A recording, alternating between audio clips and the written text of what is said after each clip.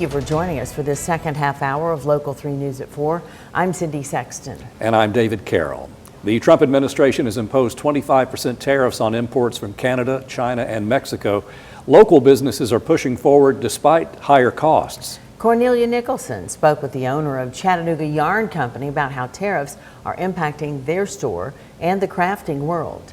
For artisans and craft businesses like Chattanooga Yarn Co., many of them rely on unique materials, fabrics, and tools sourced from around the world, which means an increase in costs could unravel some businesses. If I get hit with those tariffs mid-year, it's going to be an absolute killer on the business.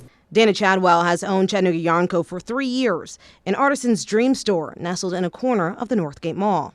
In 2022, I decided to open a yarn store because Chattanooga didn't have one and there was definitely a need. Chadwell says she's enjoyed owning a craft store, but with tariffs imposed by the Trump administration, she's about to hit a stitch in her business. The fibers that make up all the yarns in her store are sourced internationally. So your finest quality merino wools are going to come from Australia and New Zealand for the most part. Silks are going to come from China and India. Cashmere only comes from China.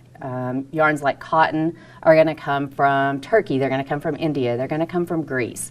Chadwell says America's fiber industry is mostly industrial and garment focused, not high quality hand knitting yarns, which means she has no choice but to outsource. If we're looking at a 10 to 25% tariff on any of my products, that cost is going to get passed along to me by distributors, and I'm going to have to pass it along to my customers. There's no way I can eat a 25% cost increase. In an effort to get ahead of the tariffs, Chadwell started stockpiling. But what that does is it takes my buying away from some of the other products.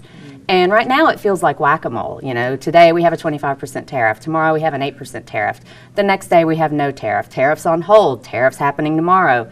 And the problem is the uncertainty of it makes it really hard to do the essential functions of business. Chadwell says not being able to plan ahead is going to hurt many local businesses, but she plans to continue fostering a place to bring people together and give them an outlet during a time of uncertainty. Well, what I'm hopeful for is that my customers, because we have such a strong community, because we have so many community events, because we're so inclusive, so welcoming, that my customers will continue to support me as best they can, no matter what the economy does. In Chattanooga, Cornelia Nicholson, Local 3 News.